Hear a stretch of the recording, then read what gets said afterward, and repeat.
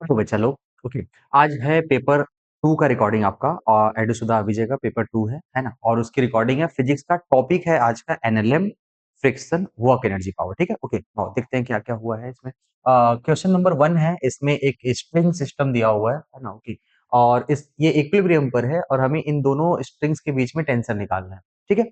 अब सुनिए ध्यान से। सबसे पहला काम क्या करेंगे हम लोग, इसके फ्री बॉडी डायग्राम बनाएँगे, यही एक रास्ता है जिससे हम टेंशन को कंपेयर कर पाएँ। तो ये देखो, ये 37 डिग्री दिया हुआ है, ये 90 डिग्री है। इसका मतलब जो तीसरा एंगल होगा ये 53 होगा, है ना? ओके। अगर ये 53 होगा ये 37 था, ऐसे समझिए। ओके, तो ये 37 था तो ये भी कितना होगा? ये भी 37 के इक्वल होगा, है ना? ओके। ये 37 होगा हॉरिजॉन्टल से और दूसरी जो पहली स्ट्रिंग है ये 53 डिग्री पर होगी फ्रॉम हॉरिजॉन्टल। ठीक है? ओके। तो आओ इसका इसका फ्री बॉडी डायग्राम बनाते हैं। एक इधर की ओर टेंशन लगेगा T2 और एक टेंशन है इधर की ओर T1, है ना? और नीचे क्या लगेगा? mg है। ओके। और हॉरिजॉन्टल से एंगल आपको गिवन है, ये है 37 डिग्री और ये कितना है? 53 डिग्री। समझ पाए इतना? ओके। अब क्या करना है? आप कुछ खास नहीं करना है, इन दोनों को ब्रेक कर दो। जो टेढ़े फोर्सेस है उसको कंपोनेंट फॉर्म में ब्रेक कर देते हैं। एक T2 है, ऐसे समझिए। तो इधर की ओर एक कंपोनेंट जाएगा जिधर थीटा उधर कॉस थीटा, यानी कि T2 ऑफ कॉस 37। ओके। और इधर क्या होगा? T1 cos of 53। ठीक है? और नीचे क्या लगेगा? नीचे mg है और ऊपर इन दोनों के एक-एक कंपोनेंट, एक T2 का sin 37 और T1 का sin 53। ओके, तो ऊपर आएगा T1 sin 53 और प्लस T2 sin 37, है ना? ओके। हालाँकि हमें ऊपर-नीचे से कोई मतलब नहीं, क्योंकि वैल्यू नहीं निकालनी है। हमें बस ये T1, T2 की वैल्यू बतानी है। तो ये बताओ, लेफ्ट और राइट के फोर्सेस तो बराबर होने चाहिए ना, अगर इक्विलिब्रियम है। तो ये फोर्स और ये फोर्स आपस में क्या होने चाहिए? सेम। ओके, तो आप ऐसे लिख लो, T1 cos 53 is equal to T2 cos of 37, ऐसा बोल सकते हैं। ओके। अब एक बात सोचिए, ये T1 है, cos 53 किसके इक्वल होता है? cos 37 होता है आपका 4/5, ये होता है 3/5, है ना? ये 3/5 इक्वल टू T2 इंटू क्या होगा? 4/5। ये 5 और 5 कैंसिल होगा। T1/T2 निकालना है, इसकी वैल्यू किसके इक्वल होगी? 4 divided by 3। Okay. T1 to T2 ही पूछा है तो 4/3 होगा। समझ पाए? ओके, ये था पहला क्वेश्चन और ये बेसिक इक्विलिब्रियम का था, है कि नहीं? ओके, जो स्ट्रिंग यहाँ पे 3 फोर्सेस लग रहे हैं और ये तीनों आपस में इक्विलिब्रियम में है, तो हमने कंपोनेंट ब्रेक किया और ऊपर के फोर्स नीचे के फोर्स के इक्वल होंगे और लेफ्ट और राइट दोनों आपस में क्या होंगे? बराबर होंगे। ठीक है? चलिए। दूसरे सवाल की तरफ बोलते हैं।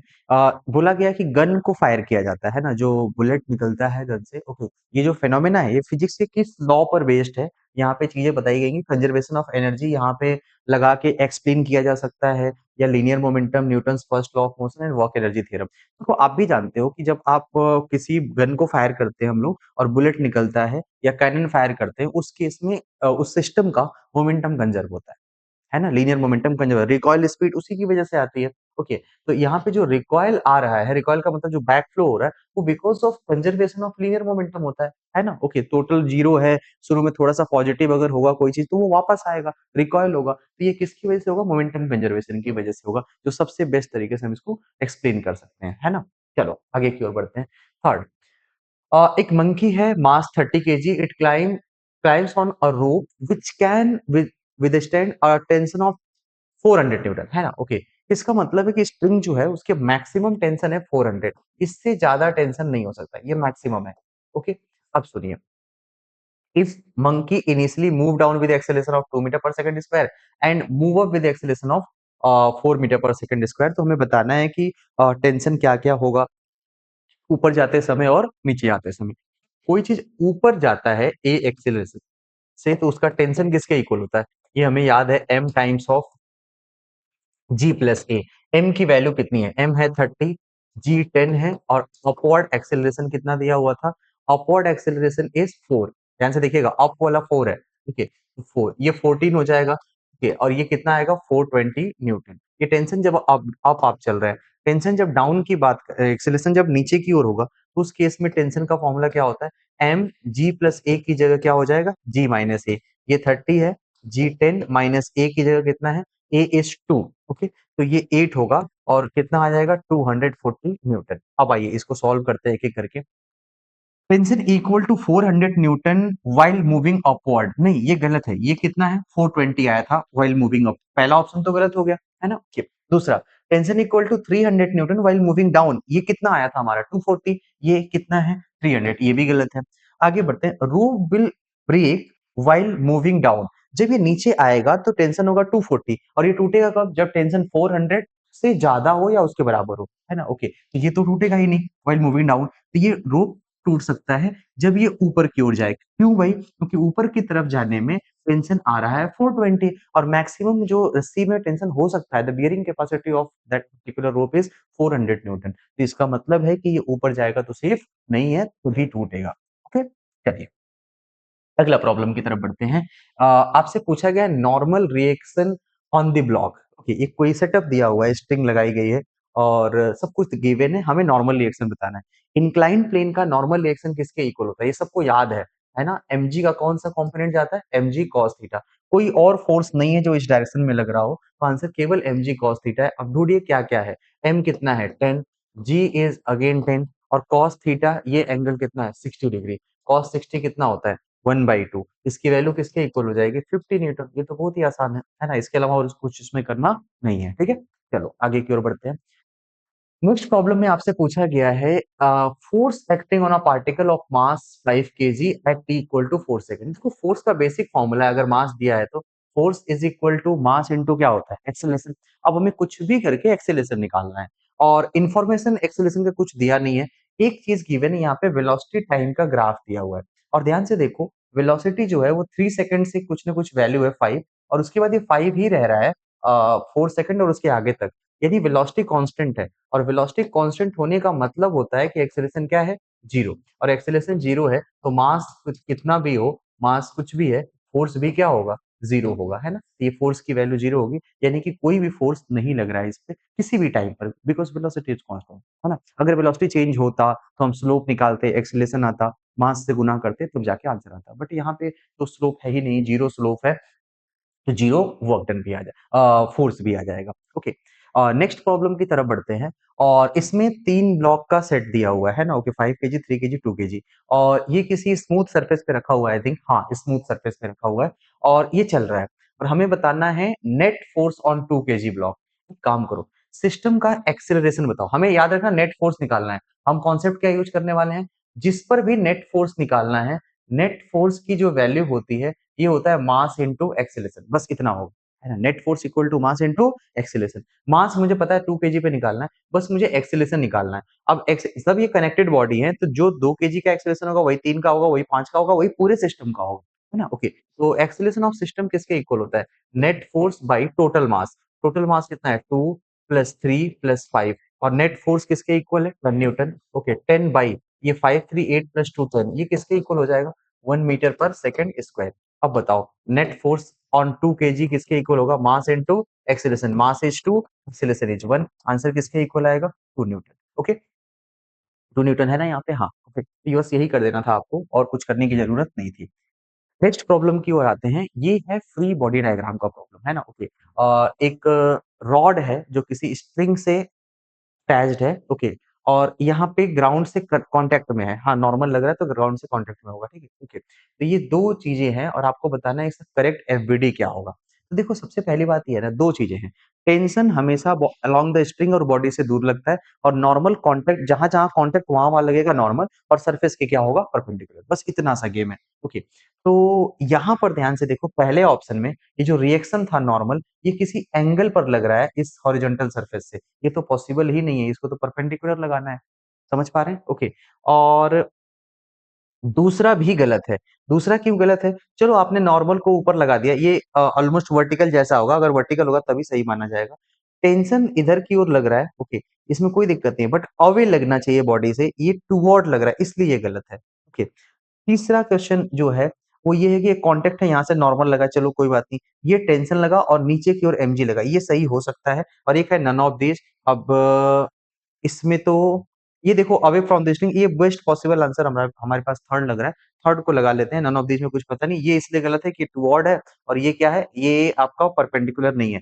और मैं मान के चल रहा हूँ कि ये कॉन्टेक्ट सरफेस के परपेंडिकुलर होगा, और अगर रस्सी वर्टिकल है तो ये वाला टेंशन भी वर्टिकल होगा, तभी ये सही होगा। अगर टेढ़ा होगा तो फिर तो सही नहीं होगा, है ना। ओके, तो अभी मैं मान के चल रहा हूँ कि ये परपेंडिकुलर ही दिया हुआ है ना, क्योंकि स्ट्रिंग परपेंडिकुलर है तो ये भी परपेंडिकुलर होना चाहिए। ठीक है, चलिए अगले प्रॉब्लम की ओर बढ़ते हैं। ओके, एक स्प्रिंग है, उससे मास अटैच्ड है और वो किसी एक ऐसे कंटेनर में रखा हुआ है या किसी ऐसे एलिवेटर में जो ए एक्सेलरेशन से ऊपर की ओर जा रहा है, और हमें बताना है reading of spring balance. Reading of spring balance के एक्स की जो वैल्यू होगी वो किसके इक्वल होगी भाई, एम, कोई चीज ऊपर जाता है तो टेंशन या कोई भी effective force M G plus A हो जाता है ना। ओके, बट ये फोर्स है, इसकी यूनिट किस में आएगी, न्यूटन में। यहाँ कहीं भी न्यूटन है, बट ऐसे समझो, इसको अगर रीडिंग हम केजी में बताएं, ये तो न्यूटन में है, न्यूटन में ऐसा कोई भी है, न्यूटन में दो ऑप्शन है, बट ये यहाँ पे जी नहीं है। ओके, यहाँ से जी कॉमन लोगे, ऐसा हो जाएगा एम जी 1 + a/g, ये न्यूटन में आएगा।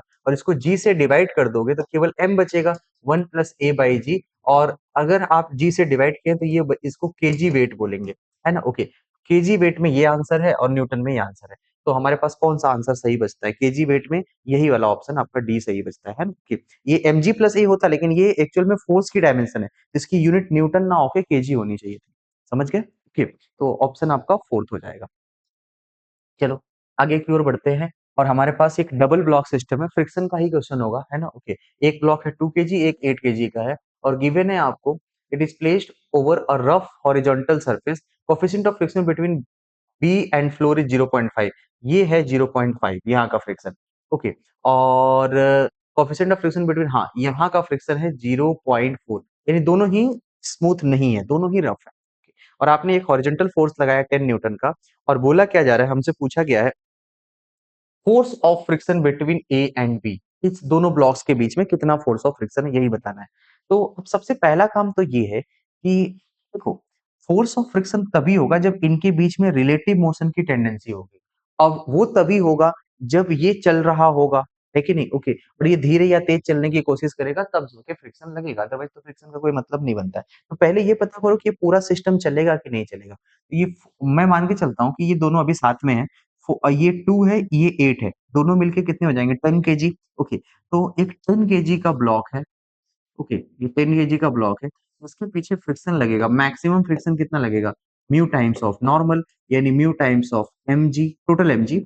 म्यू इज नीचे का फ्रिक्शन कितना है, 0.5 इंटू एम कितना है, टोटल 10 इंटू जी।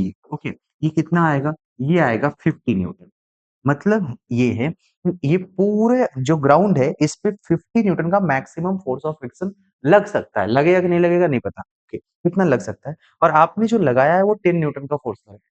जब तुम 10 न्यूटन का फोर्स लगाओगे तो ये 10 न्यूटन, तो यहाँ पे जो फ्रिक्शन आएगा वो 50 तक आ सकता है, बट उतना आएगा नहीं, आएगा केवल 10, जितनी जरूरत होगी उतना ही फ्रिक्शन लगेगा। तो यहाँ तो फ्रिक्शन लग गया 10। ओके, और ये ब्लॉक ऐसे है तो ये पूरा सिस्टम चला ही नहीं, है ना। ओके, सब रुका हुआ है। जब रुका हुआ है तो इसके और इसके बीच में कोई रिलेटिव मोशन की टेंडेंसी है क्या, नहीं है, जीरो है, तो इसका मतलब है कि इस पे कोई फोर्स ऑफ फ्रिक्शन लगेगा ही नहीं, आंसर क्या होगा, जीरो हो जाएगा। ठीक है। ओके, हाँ, अगर ये अप्लाइड फोर्स 50 न्यूटन से ज्यादा होता तो इसमें फ्रिक्शन लगता और ये एक्सेलरेट करता, उस केस में यहाँ पर जितना एक्सेलरेशन होता उसके अकॉर्डिंग कुछ फोर्स ऑफ फ्रिक्शन आता, बट यहाँ पे ऐसा नहीं है। जब दोनों पूरा सिस्टम चला ही नहीं तो कोई भी आपके पास फोर्स ऑफ फ्रिक्शन नहीं होगा। ठीक है, चलिए आगे की तरफ बढ़ते हैं। सेम कुछ वैसा ही प्रॉब्लम है, एक ब्लॉक है, मास है 10 kg, उस पे F इक्वल टू 4t का एक फोर्स लगाया जा रहा है। ये 4t का मतलब t फॉर टाइम है यहाँ पे, इसका मतलब है टाइम वैरिंग फोर्स है ना, अलग अलग टाइम पे फोर्स की वैल्यू और बढ़ रही है, t इक्वल टू 0 पे फोर्स 0 है, और जैसे जैसे टाइम बढ़ रहा है फोर्स की वैल्यू क्या हो रही है, बढ़ रही है। अब मुझे ये बताना है कि कितने टाइम पर ये चलना शुरू कर देगा, है ना। Okay, then minimum value of T for which the block will start moving, तो पहले ये पता करो कि क्यों नहीं चल रहा है ना, ये पता करना पड़ेगा। और ना चलने का एक ही कारण है कि इसके ऊपर पीछे की ओर क्या लगेगा, फ्रिक्शन लगेगा, है ना। जैसे ही थोड़ा सा फोर्स लगा फ्रिक्शन लग गया, नहीं जाने दे रहा है। तो एक काम करो, जो फ्रिक्शन की सबसे मैक्स वैल्यू है, अगर ये फोर्स उसके बराबर हो जाएगा तो उसके बाद तो चलना ही शुरू कर देगा, है ना। ओके, इसका मतलब जो अप्लाइड फोर्स है वो फ्रिक्शन के मैक्स वैल्यू के क्या होनी चाहिए, बराबर। और फ्रिक्शन का मैक्स वैल्यू क्या होता है, mu times of normal. F कितना है, 4t, ऐसा आपको प्रॉब्लम में दिया है, टी निकालना है। म्यू कितना है, म्यू इज 0.4 और नॉर्मल mg के इक्वल होता है। m कितना है 10 और g भी कितना ले लेते हैं, g को 10 ले लेते हैं, g दिया भी है 10। ओके, ये कितना आ जाएगा, ये 40 आ जाएगा ना, है कि नहीं। तो t इक्वल टू कितना हो जाएगा, t is equal to 10 second. Okay, t equal to कितना आ रहा है 10 सेकेंड, यानी 10 सेकेंड या उसके बाद ये चलना शुरू करेगा, उसके पहले तक नहीं चलेगा, फ्रिक्शन उसको रोक लेगा। ओके, चलो आगे की ओर बढ़ते हैं। Coefficient of static friction between the box and train floor is 0.2। The maximum acceleration of train in which a box lying on the floor will remain stationary. Okay, remain stationary का यहाँ पे मतलब होगा with respect to train floor particular block is stationary, समझ में relatively stationery है। Okay, तो तुम इस सिंपल सी कहानी है भाई, एक कोई फ्रिक्शन है, फ्रिक्शन की वजह से रफ हॉरिजॉन्टल सरफेस पे मैक्सिमम पॉसिबल एक्सेलरेशन कितना होता है, म्यू जी। यहाँ यहीं तक फ्रिक्शन प्रोवाइड कर सकता है एक्सेलरेशन, उसके आगे नहीं, तो यहाँ तक वो साथ चलेगा। म्यू की वैल्यू कितनी है 0.2, जी कितना है 10, ये किसके इक्वल आएगा, ये आ जाएगा 2 metre per second square. Okay, कुछ खास करने की जरूरत नहीं है। ओके, चलिए आगे की ओर बढ़ते हैं। नेक्स्ट प्रॉब्लम आज से पूछा गया, a block of mass 2 kg slide down on inclined plane of inclination 30 degree. Okay, the coefficient of friction between block and plane is 0.5, contact force between block and plane. याद रखना, force नहीं पूछा है, क्या कौन सा फोर्स पूछा है, कांटेक्ट फोर्स। लोगों को लगता है कांटेक्ट फोर्स मतलब नॉर्मल होता है, नहीं, कांटेक्ट फोर्स मतलब नॉर्मल भी होता है, फ्रिक्शन भी होता है ना। ओके, और दोनों का जो रिजल्टेंट होगा, अगर दोनों लग रहे हैं तो रिजल्टेंट निकालो, एक लग रहा है तो फिर वही कांटेक्ट है। ओके, तो नॉर्मल तो रहेगा ही, कांटेक्ट है तो, और नॉर्मल की वजह से फ्रिक्शन आया है, तो ये दोनों ही फोर्सेस प्रेजेंट है, तो आप दोनों का क्या बताएंगे, रिजल्टेंट बताएंगे। ओके, देखो कांटेक्ट फोर्स जो भी है वो आएगा, कांटेक्ट फोर्स को एफ सी का नाम देते हैं। एफ सी इक्वल टू दो परपेंडिकुलर फोर्सेस है, एक है नॉर्मल और एक क्या है फ्रिक्शन, इसका होल स्क्वायर। ओके, और नॉर्मल एन एन स्क्वायर और फ्रिक्शन क्या होगा, म्यू इंटू एन का क्या होगा होल स्क्वायर। आप ऐसे कर सकते हो। Okay, under root of N square plus mu square N square, इसको डायरेक्टली आप याद कर लो, normal under root of 1 + mu square. Okay, बस आपको नॉर्मल फोर्स बताना है, केवल हम लोग क्या कैलकुलेट करेंगे, normal force. Okay, normal force किसके इक्वल है जरा बताओ, ये 2 kg का ब्लॉक है, इंक्लाइन प्लेन पे रखा हुआ है, तो नॉर्मल फोर्स किसके इक्वल होता है इंक्लाइन प्लेन पर, mg cos थीटा। थीटा कितना है 30 डिग्री, m कितना है 2, g is 10, cos 30 equal to √3/2। क्या ये नॉर्मल फोर्स की वैल्यू 10√3 हो जाएगी, है ना। ओके, और म्यू की वैल्यू कितनी है 0.5, इसको हम 1/2 लिख सकते हैं। आइए अब उस फॉर्मूले में वैल्यू पुट कर दो, contact force is equal to normal under root of 1 + mu square, वही है। Okay, normal is what 10√3 newton into under root of 1 + mu square, यानी 1/2 का क्या होगा होल स्क्वायर। ओके, देखो 10√3 अंडर रूट ऑफ 1 + 1/4, ऐसा कर सकते हैं हम लोग। ओके, 1 + 1/4, अब इसको सॉल्व कर लो, देखो कितना आ रहा है 4 + 1 5 हो जाएगा, 10√3, सॉरी 10√3 इंटू √5/4 को 2 लिख दिया मैंने, ये कैंसिल हो गया, इसको हम लिख लेते हैं 5, 5 अंडर रूट, ये 3 इंटू 5, ये कितना हो जाएगा 15 हो जाएगा, 5√15 के आसपास कोई आंसर है क्या, है ना। ओके, हाँ एक आंसर आपको दिख रहा है ऐसा, क्लियर। ओके, तो बस सिंपल सी कहानी ये थी कि आपसे कॉन्टैक्ट फोर्स पूछा हुआ है, कॉन्टैक्ट फोर्स में दो दो फोर्सेस होते हैं, नॉर्मल भी और फ्रिक्शन भी, तो हम दोनों का रिजल्टेंट निकालेंगे, और नॉर्मल और फ्रिक्शन आपस में क्या है परपेंडिकुलर है, रिजल्टेंट अंडर रूट ऑफ क्या होगा A square plus B square, simple मैंने दो परपेंडिकुलर वेक्टर्स का रिजल्टेंट निकाल लिया। ठीक है, चलो आगे की ओर बढ़ते हैं। प्रॉब्लम नंबर 13, इसमें क्या है, एक कोई फोर्स लग रहा है और एक दो ब्लॉक्स हैं कनेक्टेड है स्ट्रिंग से, ठीक, और हमें स्ट्रिंग में टेंशन पूछा है कि कितना होगा। तो ऐसा नहीं है कि यहाँ पे टेंशन हमेशा होगा, कब होगा टेंशन पहले ये समझो। आपने कुछ फोर्स लगाया, तो ये जो फोर्स है सबसे पहले इसको फ्रिक्शन न्यूट्रलाइज करने की कोशिश करेगा। तुम ये सोचो कि यहाँ का मैक्सिमम पॉसिबल फ्रिक्शन कितना हो सकता है, खुद बताइए। मैक्सिमम पॉसिबल फ्रिक्शन इसका अपना हॉरिजॉन्टल है तो म्यू एम जी होगा, म्यू है 0.3, है ना, एम इज 3 और जी कितना है 10। ओके, ये किसके इक्वल है 9 न्यूटन, यानी ये फ्रिक्शन 9 न्यूटन लगेगा मैक्सिमम, इससे ज्यादा नहीं लग सकती। तुम ऐसा सोचो, जब तुम कोई भी यहाँ पे फोर्स लगा रहे हो जो 9 न्यूटन से कम है, क्या है 9 न्यूटन से कम है, जब 9 न्यूटन से कम है भाई, तो ये फ्रिक्शन ही उसको एडजस्ट कर लेगा पूरा पूरा। जैसे आपने 8 लगाया तो फ्रिक्शन यहाँ पे 8 लगेगा, जब तुम 9 लगाओगे तो फ्रिक्शन 9 लगेगा, टेंशन की जरूरत नहीं है। हाँ, जब तुम 10 लगाओगे तो उस केस में यहाँ पे फ्रिक्शन तो 9 ही लगेगा, है ना, एक जो एक्स्ट्रा बचेगा वो टेंशन। ठीक है? तो टेंशन तभी आएगा जब ये अप्लाइड फोर्स ग्रेटर देन क्या हो, 9 न्यूटन हो। लेकिन अभी तो ये लेस देन 8 न्यूटन है, तो उस केस में टेंशन इन स्प्रिंग क्या होगा? कुछ भी नहीं होगा, उसे बोलेंगे 0। रस्सी को पता भी नहीं चलेगा कि मतलब आगे जाना है। जब उस ब्लॉक की टेंडेंसी आगे जाने की होगी, तब तो रस्सी में टेंशन आएगा, अभी तो नहीं आएगा। ठीक है? चलो। बहुत ही स्टैंडर्ड सा क्वेश्चन है। देखो एक बात बताते हैं। इसमें पूछा क्या गया, वेट ऑफ ब्लॉक क्या है? एमजी पूछा गया है ना? ओके। तो देखो क्या कर सकते हैं हम लोग, एक फोर्स आपने एफ लगाया, इसको एफ मान लो, ओके। इधर की ओर आपने एफ लगाया, इधर क्या लगेगा? नॉर्मल। ऊपर क्या लगेगा? फ्रिक्शन। फ्रिक्शन किसके इक्वल होगा? म्यू इनटू नॉर्मल, और ये नॉर्मली एफ के इक्वल होगा, यानी म्यू इनटू एफ। और नीचे क्या होगा? नीचे होगा एमजी। इक्विलिब्रियम में ऊपर का फोर्स और नीचे के फोर्स क्या होंगे? बराबर होंगे। तो ऐसे समझिए, mu F upward force is equal to किसके इक्वल होगा? F M G. तो एफ इज इक्वल टू किसके इक्वल होता है? M G by mu. Okay, ये रिजल्ट है हॉरिजॉन्टल ब्लॉक सिस्टम के लिए। आप याद करो कि वॉल पे कोई एफ फोर्स लगाते हो एम मास को, तो रोकने के लिए फोर्स की कितनी रिक्वायरमेंट होती है? M G divided by mu. कितना होता है? M G by mu. तो हमें एम जी निकालना है। एम जी किसके इक्वल होगा? M G equal to mu times of F, और म्यू की वैल्यू कुछ गिवन है, म्यू इज 0.2, और फोर्स आपने कितना लगाया है? 10 न्यूटन। आंसर किसके इक्वल आ जाएगा? 2 न्यूटन के बराबर आ जाएगा। 2 न्यूटन का आपका फोर्स आ जाएगा, सॉरी वेट आ जाएगा। ओके, चलिए आगे की ओर बढ़ते हैं।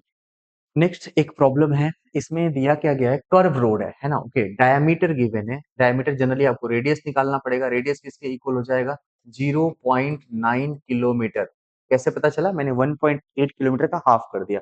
इसको किलोमीटर को मीटर में कन्वर्ट करोगे, 900 मीटर आ जाएगा। पहले रेडियस आ गया।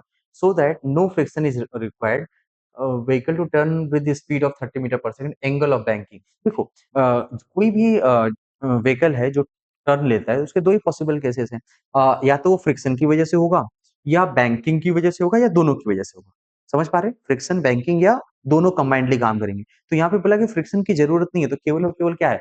बैंकिंग है। ओके, जो रोड टिल्टेड है और उसी की वजह से आपका उसको रिक्वायर्ड सेंट्रीपिटल फोर्स मिल रहा है। तो आप सिंपल इसके लिए एक रिजल्ट जानते हो, जो टेन थीटा है वो किसके इक्वल होता है? V square by R G, है ना? ओके, और मुझे थीटा ही निकालना है। तो बताओ v की वैल्यू कितनी है? v है 30 इंटू 30 बाई आर एस 900, और g कितना है? 10।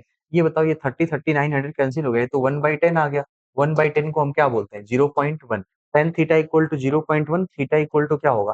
Ten inverse 0.1। ठीक, इसमें ज्यादा कुछ खास करने की जरूरत नहीं है, सिंपल फॉर्मूला था। अगर यहीं पे केवल फ्रिक्शन होता, mu equal to we square by R G हो जाता, है ना? ओके, और दोनों होते तो फिर मैक्सिमम पॉसिबल स्पीड और मिनिमम स्पीड, वो tan थीटा प्लस म्यू और tan थीटा माइनस म्यू वाले रिजल्ट लग जाएंगे। अभी तो यहाँ पे कुछ खास करने की जरूरत नहीं है। ओके, चलिए आगे की तरफ बढ़ते हैं। अगला क्वेश्चन है, अ coin is placed on a rotating turn table, just slips if it is placed at distance of 4 centimeter from the center. Okay, if the angular velocity of turntable is double, then what will be the distance, corresponding distance हमें बताना है। Okay, देखो एक काम करो, एक turn table है ना? पहले ये सोचो कि वो कॉइन इस पे चलेगा ही क्यों? कि यहाँ पे कोई कॉइन आपने रखा है, तो इसको बाहर की ओर एम आर ओमेगा स्क्वायर लगेगा, है ना? ओके, और अंदर इसको रोकने के लिए एक ही फोर्स है, ये है फ्रिक्शन, और फ्रिक्शन कितना होगा? Mu M G. तो इक्विलिब्रियम पे क्या होगा? इक्विलिब्रियम पर mu M G equal to M R omega square होगा, है कि नहीं? ओके, सुनिएगा, एम से एम कैंसिल होगा, mu G equal to R omega square. समझ पा रहे हो आप? ओके, ये रिजल्ट है, कंडीशन है कि वो रुका है। अब हुआ क्या कि हम ओमेगा को डबल करते हैं। जानते हो, किसी गिवन टेबल के लिए म्यू तो कांस्टेंट रहेगा ना, वो तो सरफेस की प्रॉपर्टी है, सरफेस उतनी रहेगी, जी उतना ही रहेगा। तो हम ऐसे बोल सकते हैं, आर इंटू ओमेगा स्क्वायर क्या रहेगा? कांस्टेंट, है ना? ओके, और आर ओमेगा स्क्वायर कांस्टेंट है, तो आपने क्या किया, आर जो है वो इनवर्सली प्रोपोर्शनल टू क्या है? Omega square. ऐसा समझ पा रहे हो? ओमेगा यानी स्पीड जितनी बढ़ाओगे, वो डिस्टेंस उतना कम होना चाहिए। पहले ही स्लिप ऑफ हो जाएगा, मतलब कि डिस्टेंस कम होगा। ठीक है ना? ओके, तो अगर हमने ओमेगा को डबल कर दिया, यही ना बोला है, angular velocity of the turn table is doubled. Omega को डबल करोगे तो 1/2 का क्या होगा? होल स्क्वायर, और क्या ये 1/4 हो जाएगा? ओके, तो जो आर है ये किसके बराबर हो जाएगा? 1/4 times of previous value. Okay, 1/4 times of previous previous value. Previous value कितनी है? 4 centimetre. 1/4 centimetre of 1/4 times of 4 centimetre, यानी कि 1/4 मल्टीप्लाइड बाय 4, ये किसके इक्वल आ जाएगा? 1 सेंटीमीटर। तो पहले वो 4 सेंटीमीटर पे स्लिप किया, अब 1 ही सेंटीमीटर पे क्या हो जाएगा? स्लिप कर जाएगा। ठीक है? तो ऐसे आप इसको प्रेडिक्ट कर सकते थे। चलिए, अगले सवाल की तरफ बढ़ते हैं। ये कोनिकल पेंडुलम का प्रॉब्लम है। देखो, इसमें आपसे ये पूछा है कि टेंशन इन स्ट्रिंग बताओ।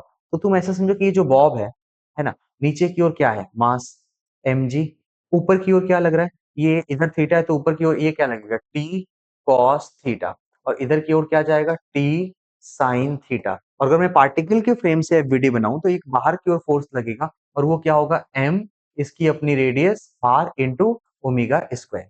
समझ पा रहे हो? ओके, मुझे टेंशन बताना है। mg तो दिया नहीं है, m दिया हुआ है, cos थीटा, थीटा भी नहीं पता है, तो एक काम करो, थीटा की जरूरत नहीं है, तुम ऐसे लिखो, t sin थीटा किसके इक्वल है? इक्विलिब्रियम के लिए ये हो जाएगा m r omega square. Okay, और टेंशन इज इक्वल टू आप ऐसे लिख सकते हैं m r by sine theta, r by sine theta into omega square. इस ट्राइंगल में साइन थीटा निकालोगे ना? ओके, साइन थीटा क्या होता है? Perpendicular divided by hypotenuse. तो परपेंडिकुलर कितना है? r upon l। तो यहाँ से अगर हम l निकालें तो ये हो जाएगा r बाई साइन थीटा, ऐसा लिख सकते हैं। यहाँ पे लाके रख दो, ये हो जाएगा m l omega square. m कितना है? मास देखो, mass is 100 gram.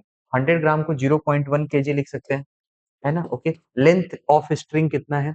Length of string is 1 metre, है कि नहीं? ओके, लेंथ ऑफ स्ट्रिंग कितना है? 1 मीटर, 1 रखो, इनटू ओमेगा स्क्वायर। जानते हो ओमेगा क्या होता है? ओमेगा होता है 2 pi F frequency, okay, equal to 2 pi, और एफ की वैल्यू है 2 बाई पाई, है ना? ये पाई पाई कैंसिल होगा, ये 4 हो जाएगा। ओमेगा 4 है, यहाँ पे 4 का क्या कर दो? स्क्वायर। इसको कैंसिल करोगे, 4 का स्क्वायर 16 इंटू 0.1, ये आएगा 1.6 न्यूटन। क्या आ रहा है? 1.6 न्यूटन। तो यही आपका पूरा रिजल्ट है। ठीक, कोनिकल पेंडुलम, टॉपिक का नाम है कोनिकल पेंडुलम। ठीक है, चलो आगे की तरफ बढ़ते हैं। एक ब्लॉक है, इसका मास m है, और ये किसी प्लेटफॉर्म पे रखा हुआ है, और ये प्लेटफॉर्म ऊपर की ओर जा रहा है with constant acceleration during the time interval t, the work done by the normal on the block is. ठीक है, मतलब मुझे नॉर्मल बताना है, नॉर्मल का वर्क डन बताना है ब्लॉक के ऊपर। ठीक है, ओके, देखो, एक्चुअल में नॉर्मल फोर्स पहले बताओ लगा कितना है? इस पे नॉर्मल फोर्स ऊपर की ओर लगेगा, और नॉर्मल की वैल्यू किसके इक्वल होगी? कोई चीज ऊपर जाता है तो ये m times of g plus a, कितना नॉर्मल फोर्स लगेगा? ठीक है, अब नॉर्मल फोर्स जिस डायरेक्शन में लगा है, क्या ये ब्लॉक डिस्प्लेस हुआ है कि नहीं? डिस्प्लेस तो हुआ ही है। ओके, तो जो डिस्प्लेस हुआ है वो कितना है? During this time the work done by normal is, और शुरू में रेस्ट पे था या नहीं था? हाँ, रेस्ट पे था, इनिशियल वेलोसिटी 0 है, एक्सीलरेशन ऊपर की ओर a है, तो बताओ डिस्प्लेसमेंट किसके इक्वल होगा? डिस्प्लेसमेंट होगा half A T square. Okay, और work done is equal to क्या होता है? Force into displacement. फोर्स किसके इक्वल है? M G plus A into A by 2 T square. ये आपका क्या आ जाएगा? वर्क डन आ जाएगा। ओके, तो ऐसा कहीं आंसर है? जी हाँ, यही लग रहा है हमको, हाँ यही लग रहा है। ठीक है, हाफ ए टी स्क्वायर, यानी कि ये डिस्टेंस हो जाएगा, और एम जी प्लस ए आपका फोर्स हो जाएगा, तो फोर्स मल्टीप्लाइड बाई डिस्टेंस, यही आपका क्या है?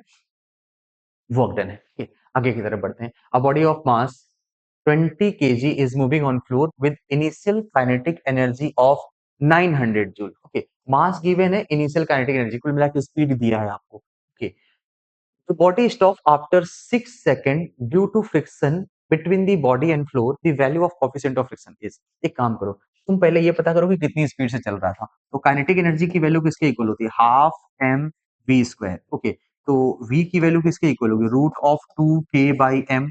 Okay, under root of 2, kinetic energy कितना है? 9000, और m कितना है? 20। ये एक जीरो कैंसिल, 2 से 2 कैंसिल, क्या v की वैल्यू 30 मीटर पर सेकंड होगी? समझ पा रहे हैं आप? v कितना है? 30 मीटर पर सेकंड। ओके, दूसरा, अब हम यूज ऐसा कर लेंगे, यूजिंग, ये धीरे धीरे रुकेगा, है ना? ओके, जैसे ये ब्लॉक है, इसकी स्पीड पहले कुछ थी, और पीछे की ओर क्या लगेगा? फ्रिक्शन। तो फ्रिक्शन की वजह से एक्सेलरेशन कितना आता है? म्यू जी, बेसिकली ये रिटार्डेशन है। ओके, तो using v equal to U minus क्या लिखेंगे? माइनस ए टी लिखना है, ए की जगह आप म्यू जी इंटू टी लिख दो। समझ गए? ओके, और रोकने के लिए इसकी फाइनल स्पीड क्या होनी चाहिए? 0। ओके, और इनिशियल स्पीड कितनी है? Initial speed is 30 minus mu into G into T. T कितना दे रखा है? टी की वैल्यू है 6 सेकंड। ओके, तो minus mu into G 10 into क्या होगा? 6। अब बताओ इस म्यू की क्या वैल्यू है? 30/60। 30/60 कितना होता है? 1/2, और इसकी वैल्यू कितनी होगी? 0.5। ये इनिशियल वेलोसिटी है, जो आया था वो इनिशियल था। मैं यहाँ पे वी के सिंबल से इसको रिप्रेजेंट किया हूँ, कंफ्यूज मत होना। ये क्या है, जो 30 है ये इनिशियल वेलोसिटी था, और हमने v equal to U plus में फाइनल उसको रोकना था स्टॉपिंग के लिए, तो वी जीरो किया था और u की ये 30 वैल्यू यहाँ पे पुट की थी। और एक्सेलरेशन ड्यू टू फ्रिक्शन कितना होता है हॉरिजॉन्टल सरफेस में, म्यू जी, चाहे वो रिटार्डेशन हो चाहे क्या हो एक्सेलरेशन हो, maximum possible acceleration due to friction on horizontal surface is mu G, normal condition में। ठीक है, चलिए अगले प्रॉब्लम की तरफ बढ़ते हैं। और यहाँ पे बोला गया है कि एक कोई पार्टिकल है, ओके, और 20 केजी का, हालांकि मास से कोई लेना देना नहीं है, क्योंकि आपको क्या निकालना है, स्पीड निकालना है हर पॉइंट बी पर। तो देखो क्या किया गया है, point A, particle of mass m is placed at one when the particle is slightly displaced to its right, मतलब यहां से इसको इधर की ओर डिस्प्लेस किया जा रहा है, बट कोई वेलोसिटी नहीं दी जा रही। स्लाइटली डिस्प्लेस का मतलब है कि आप एज्यूम करिए इनिशियल वेलोसिटी क्या है, जीरो है। अब इनिशियल वेलोसिटी जीरो है, तो ऐसे सोचो कि ये कितना गिरा, ये गिरा है केवल और केवल, ये 30 था ये 10 था, तो क्या ये 20 मीटर गिरा है। कोई चीज 20 मीटर गिरता है तो उसकी स्पीड कितनी होती है, under root two G H, है ना। ये इक्वेशन ऑफ मोशन नहीं लगा रहा हूँ, एनर्जी कंजर्वेशन लगा रहा हूँ, ठीक है, ओके। टू जी की जगह 10 है और एच कितना है, एच इज 20, ओके। इसको सॉल्व करो, ये 20 इंटू 20 बाहर कितना आ जाएगा, 20 मीटर पर सेकेंड। ये आपका फाइनल रिजल्ट आ गया, समझ पाए। ठीक। आप ऐसे भी कर सकते थे, यहाँ की काइनेटिक यहाँ की पोटेंशियल, यहाँ की काइनेटिक यहाँ की पोटेंशियल, दोनों को बराबर कर दो, यही रिजल्ट आ जाएगा, ठीक है। चलो नेक्स्ट क्या है, एक कोई ब्लॉक दिया हुआ है, उसका मास है 8 रूट 2 केजी, है ना, starting from the rest and is pulled up on smooth incline plane making an angle of 45 degree with horizontal with an acceleration of root 2 metre per second square. The power delivered by the pulling force at some time, ऐसा कुछ पूछा हुआ है कि किसी time पर उसके द्वारा कितना पावर डिलीवर किया गया, है ना, ओके। इसके बारे में बात करनी है। सबसे पहले एक काम करो, इंक्लाइन प्लेन बनाओ ऐसे, ठीक है, और ये इंक्लाइन कितने का है, 45 डिग्री का, और इसके ऊपर वो ब्लॉक रखा गया है और इसको ऊपर की ओर किसी फोर्स से खींचा जा रहा है, ठीक है, और ये एक्सेलरेटेड है। तो एक काम करो, एक और फोर्स तो नीचे लगेगा, और ये कितना होगा, एम जी साइन थीटा होता है, एम जी साइन 45 डिग्री, यही होगा, ओके। तो ये ऊपर क्यों जा रहा है, किसी एक्सेलरेशन से ऊपर क्यों जा रहा है, तो देखो एक्सेलरेशन से ऊपर जाने का मतलब एफ बड़ा होगा और ये एम जी साइन 45 छोटा होगा। एम जी साइन 45 को 1/√2 लिख लेते हैं, equal to mass into acceleration, mass into acceleration. तो बताओ एफ ये कितना है, पहले तो ये बता दो, क्योंकि फोर्स होगा तभी हम पावर डिलीवर बताएंगे। हम पावर कैसे निकाल रहे हैं, हम पावर निकाल रहे हैं product of force multiplied by velocity से, फोर्स मल्टीप्लाइड बाय किससे, वेलोसिटी से, ये हम करने वाले हैं, ओके। देखो ये एफ ऊपर लगा और एम जी साइन 45 नीचे लगा, net force equal to mass into क्या आ गया, एक्सेलरेशन। एफ इक्वल टू क्या होगा, M G by root two plus M A, okay. इसकी पूरी वैल्यू सॉल्व करो, एम दिया है क्या, हाँ एम गिवन है, एम की वैल्यू है और ए भी गिवन है आपको, ओके। एम कितना है पहले ये बताओ, एम कॉमन ले लेते हैं, जी बाई रूट टू और प्लस क्या है ए, जी की वैल्यू 10 है, यहाँ से फोर्स, पहले फोर्स निकालो, एफ इक्वल टू, एम कितना है बताओ, M is 8√2, M is 8√2 in bracket G by A, G का मतलब 2 बाई ए कितना है √2 plus A, G by √2 plus A की वैल्यू कितनी थी, √2 गिवन थी, ठीक है, ओके। अब एक काम करो, √2 से अंदर 8√2 से मल्टीप्लाई कर दो, √2 कैंसिल, क्या ये 80 आएगा प्लस, और इसको अगर 8 से मल्टीप्लाई करेंगे तो 2 हो जाएगा, क्या ये 16 होगा, इसकी वैल्यू हो जाएगी 96 न्यूटन, ओके। जो फोर्स लगा वो कितने का लगा, 96 न्यूटन का। और इस टाइम पर मुझे बताना है, तो इनिशियली वो रेस्ट पे था, ध्यान से देखो, ओके। तो अब हमारा पूरा ऑब्जेक्टिव है वेलोसिटी निकालने का, फोर्स तो निकल गया, force is 96 Newton and it is not changing with time, क्यों भाई, एक्सेलरेशन कांस्टेंट है तो फोर्स भी क्या होगा, कांस्टेंट ही होगा।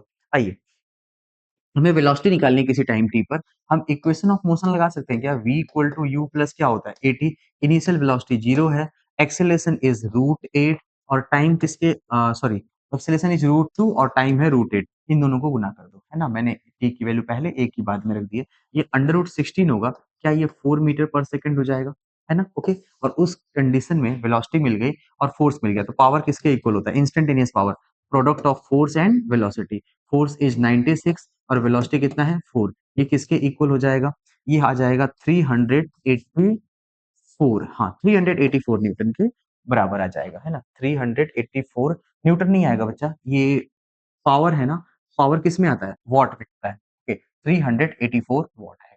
ठीक है?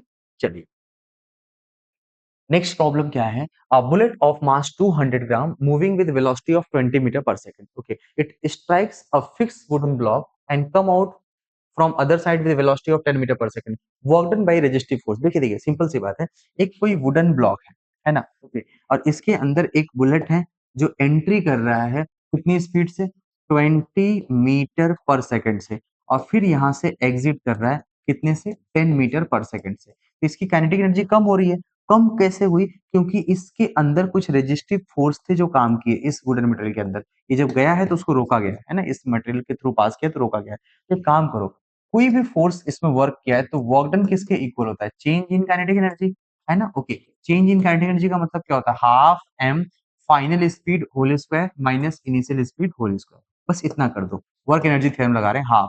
मास कितना है? मास इज 200 ग्राम। 200 ग्राम को हम 0.2 केजी लिख सकते हैं into V square. Final speed is 10 square, और इनिशियल स्पीड किसके इक्वल है? Initial is 20 square. ओके, देखो इसको सॉल्व करोगे ये 1/10 हो जाएगा। ओके, 10 का स्क्वायर कितना होता है? 100 माइनस 400। क्या ये माइनस ऑफ 300/10 हो जाएगा? ओके, और इसकी वैल्यू कितनी हो जाएगी? माइनस ऑफ 30, और यूनिट किस में आएगी? जूल में आएगी। एनर्जी है तो जूल में आएगा। नेगेटिव क्यों आया है? क्योंकि स्पीड कम हुई है, काइनेटिक एनर्जी कम हुई है, रेजिस्टिव फोर्स का वर्क डन क्या आएगा? नेगेटिव ही आएगा। समझ गए? ओके, चलो आगे की ओर बढ़ते हैं। अगले सवाल की तरफ है।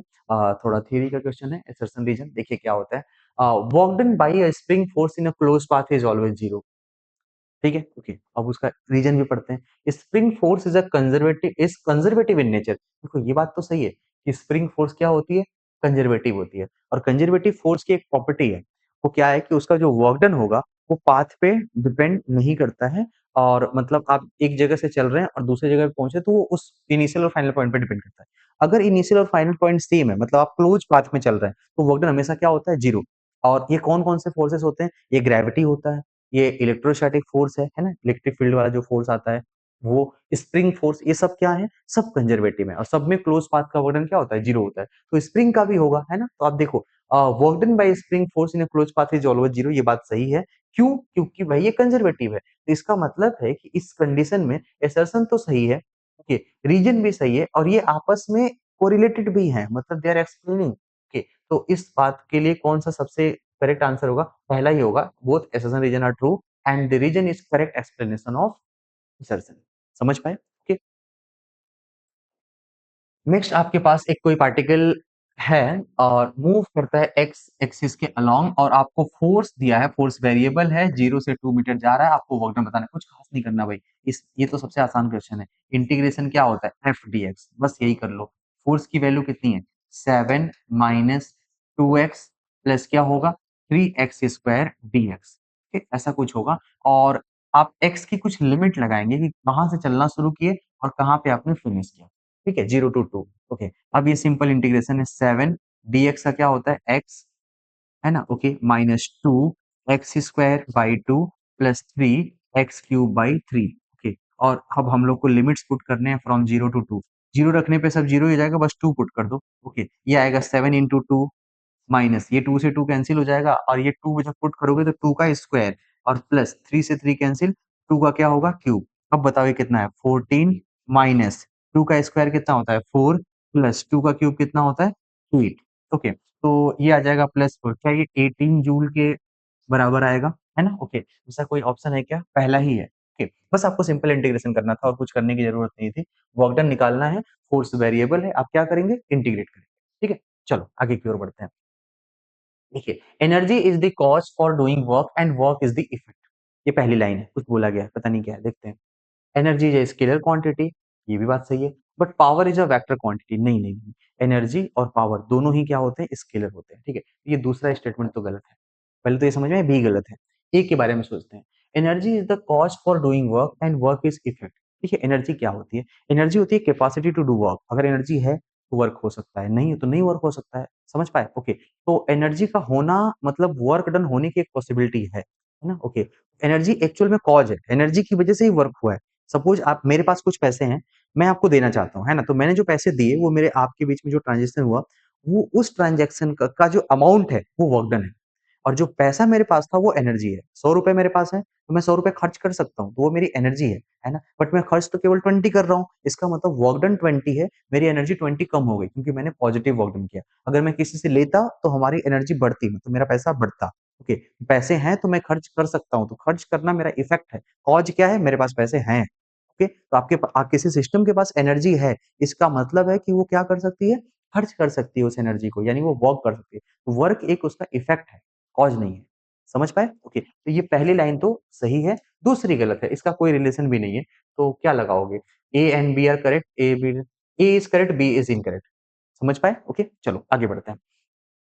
नेक्स्ट 26 की तरफ चलते हैं और एक पोटेंशियल एनर्जी है ना? पोटेंशियल एनर्जी किसी कंजर्वेटिव फील्ड की दे रखी है और आपको फोर्स निकालना है।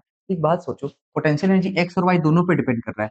तो फोर्स और पोटेंशियल एनर्जी के बीच में एक रिलेशन पढ़ाएगा, F equal to minus of du by dx I cap plus du by dy J cap. समझ पा रहे हो आप? ये फोर्स और कंजर्वेटिव पोटेंशियल एनर्जी के बीच का रिलेशन है और u की वैल्यू कितनी है? u की वैल्यू है माइनस ऑफ 2x और प्लस ऑफ 2y। तो पहले तो आप du बाई dx निकालो। ये du बाई dx मैं इस सिंबल से इसलिए बना रहा हूँ, मैं पार्शियली डिफरेंशिएट कर रहा हूँ। मतलब जब मैं x के रेस्पेक्ट में कर रहा हूँ तो मैं y को कांस्टेंट मान रहा हूँ। ओके, इसकी वैल्यू कितनी होगी? -2 एंड du बाई dy की वैल्यू कितनी होगी? ये हो जाएगा +2 क्योंकि x 0 होगा और y का 1 है, 2 बच जाएगा यहाँ पे। अब बताओ इस फोर्स की क्या वैल्यू है? फोर्स की वैल्यू है माइनस ऑफ, ओके, और यहाँ पे x की जगह क्या होगा? -2 आई कैप और +2 जे कैप। ओके, इसको सही लिख दो। ये फोर्स की वैल्यू कितनी होगी? Minus minus +2 i cap -2 j cap newton. ये पूरी कहानी है।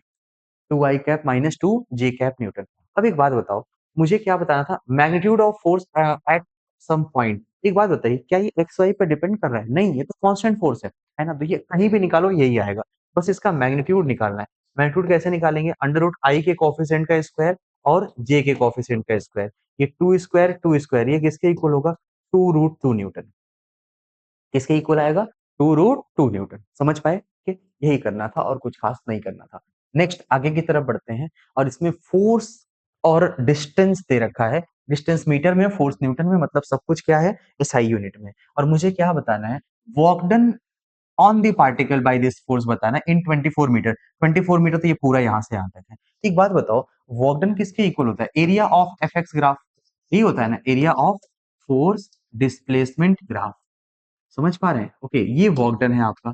ओके, तो इसकी एरिया देखो दो पार्ट से में निकलेगी। ओके, पहली बात तो ये है कि फोर्स जो है वो यहीं से लगना शुरू किया, मतलब फोर्स इसके पहले था नहीं। तो ये देखो, ये एरिया जो एक स्क्वायर जैसा दिख रहा है, रेक्टेंगल जैसा दिख रहा है, और ये एक ट्रायंगल है। इन दोनों की एरिया को निकालो और जोड़ दो। समझ पा रहे हो? ओके, तो इसकी एरिया ये 4 है, ये 3, 4 इंटू 3 किसके इक्वल हो जाएगा? 12। और ये क्या हो जाएगा? ये 8 और 24, तो ये 16 बेस हो जाएगा।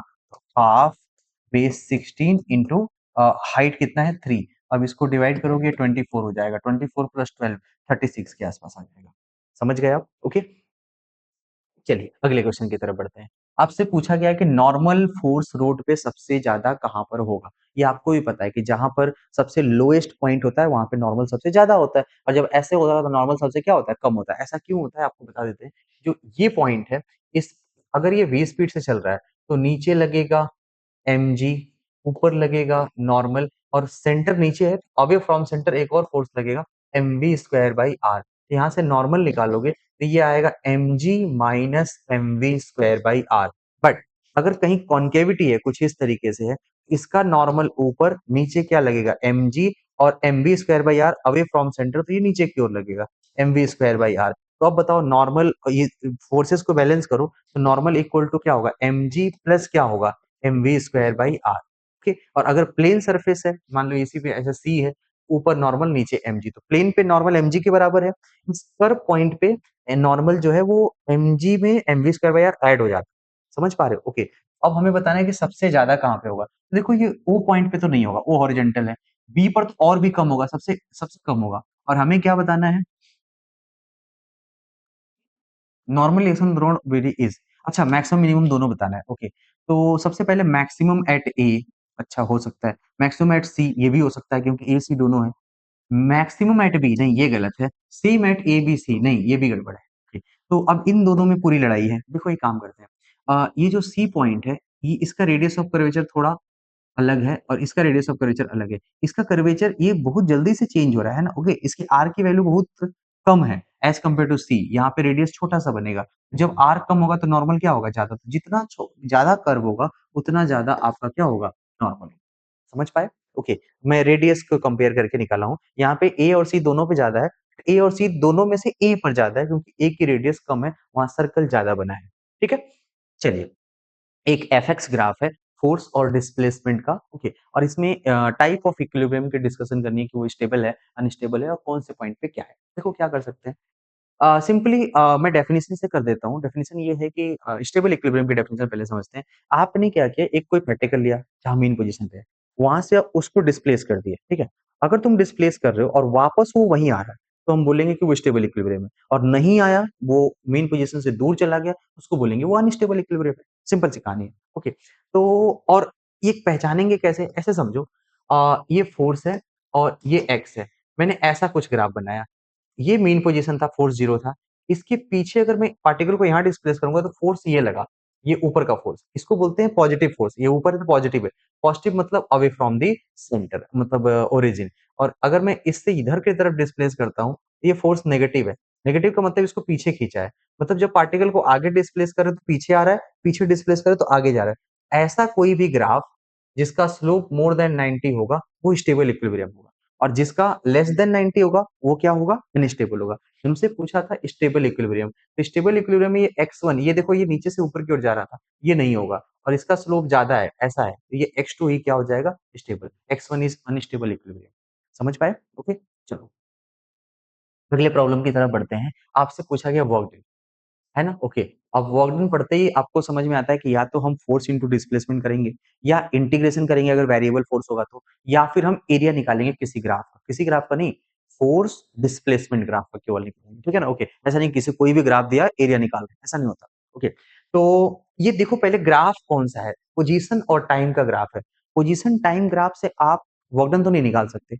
हाँ एक काम जरूर कर सकते हैं, पोजीशन टाइम ग्राफ से हम वेलोसिटी निकाल सकते हैं, है ना? ओके स्पीड निकाल सकते हैं। चलो ये स्पीड या वेलोसिटी जो भी आएगी उससे हम वर्क डन कैसे निकालेंगे, उसके लिए रास्ता है work energy theorem. Work done by all forces equal to change in kinetic energy. Okay तो अब हम केवल और केवल स्पीड निकालेंगे ताकि हम काइनेटिक एनर्जी निकाल पाए और वर्क डन आ पाए। तो 0 सेकंड पर, 0 से लेके 4 सेकंड की बात करनी है। ओके तो at T equal to 0 second, okay initial velocity equal to क्या होगा इसका स्लोप, इसका स्लोप क्या होगा परपेंडिकुलर बाई बेस 2/2, ये कितना आ गया 1 मीटर पर सेकंड। ओके और ऐसे ही at T equal to 4 second के फाइनल वेलोसिटी इक्वल टू क्या होगा, फाइनल वेलोसिटी होगा ये देखो ऊपर से ये स्लोप नेगेटिव है ना, तो वेलोसिटी तो नेगेटिव होगा और ये परपेंडिकुलर बाई बेस ये भी क्या है 2/2 ही आएगा, यानी ये -1 मीटर पर सेकंड है।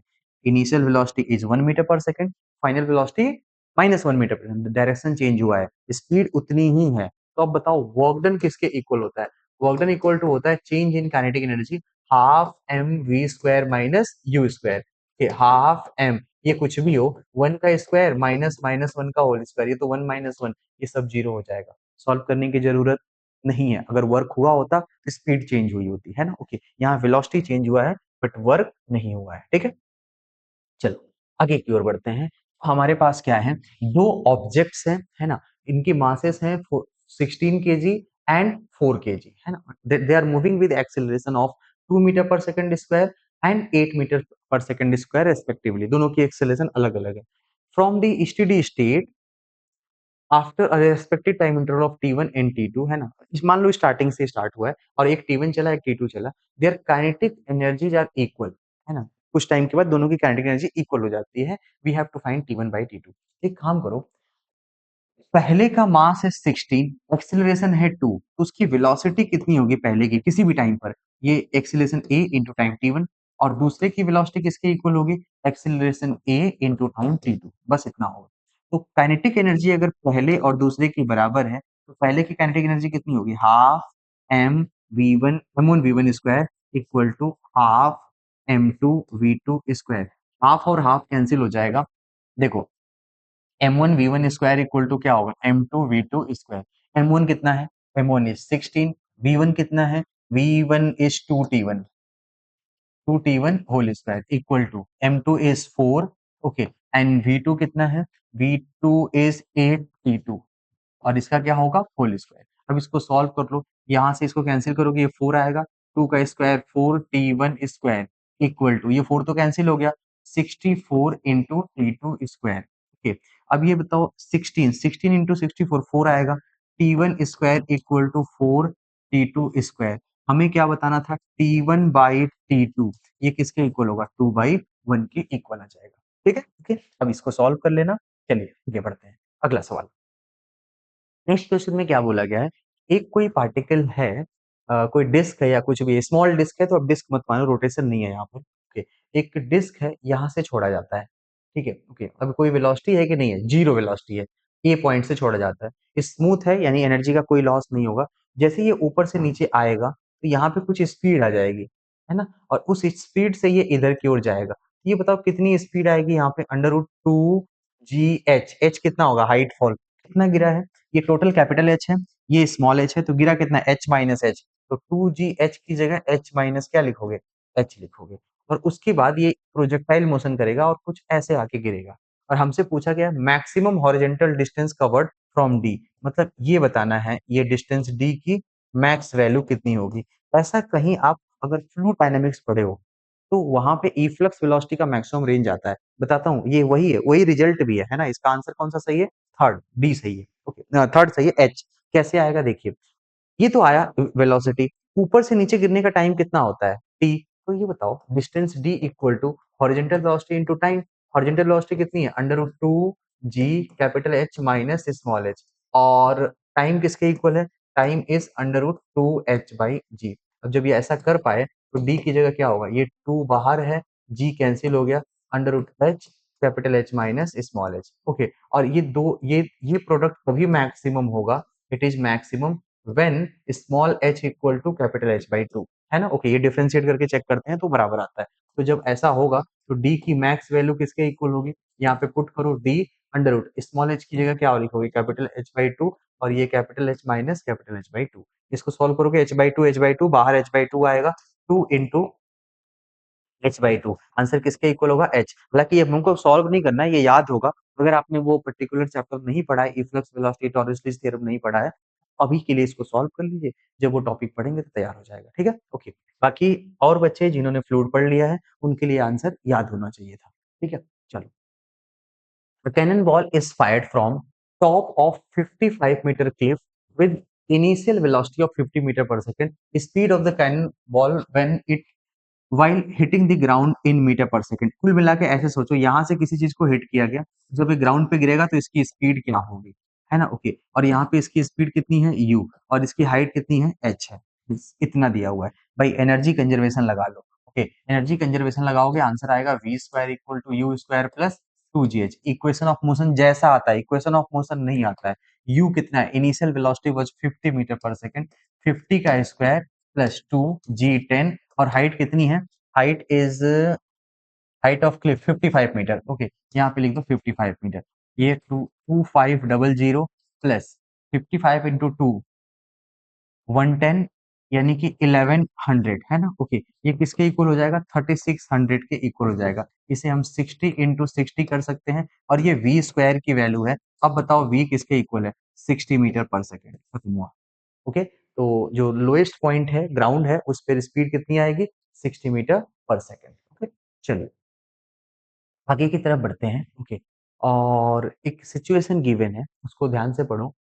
रोप is hanging from roof of a building, if a man of mass m climb on the rope with constant velocity to a height h, है ना, ओके। इमेजिन हुआ क्या हुआ, एक कोई रोप है, आप उस रोप पर उस रोप को पकड़ करके ऊपर की ओर चढ़ने की कोशिश कर रहे हो, कुछ ये कहानी है, ठीक, ओके। तो ऐसे सोचो कि आप पे नीचे की ओर क्या लग रही है, ग्रेविटी, और आप गए कहाँ हो, ऊपर। तो ग्रेविटी का वर्कडन क्या होगा, force into displacement mg into H, लेकिन mg लगा है नीचे, h आपका डिस्प्लेसमेंट है इन अपवर्ड डायरेक्शन, तो इसका मतलब सिंपल सी बात है कि आपका वर्कडन नेगेटिव होगा, और कितना होगा, माइनस mgh। ध्यान से देखो, work done by gravity on the man during this motion is minus mgh, ये तो सही है ना। आगे बढ़ते हैं, work done by tension force on rope of man is mgh। Force of rope on man is mgh। ये गलत है। ऐसा लग रहा है कि ये सही है, लेकिन ये गलत है। कैसे गलत है समझिए।